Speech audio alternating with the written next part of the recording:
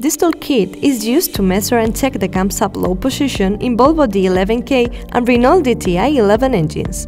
Jaltest includes procedures referring to this kit. Here is an example of a checking procedure of the camshaft low position with Jaltest in a Renault K-Series truck.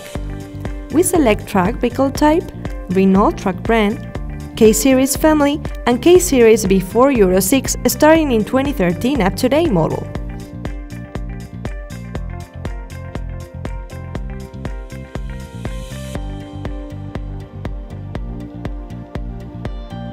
In the Vehicle Technical Data model, we select 10.8 430 DTI 11 engine type.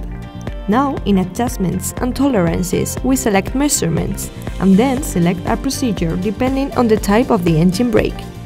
In the header of this procedure, we can see the different special tools within Jaltest Tools family that should be used. These special tools also appear in each of the steps where they should be used.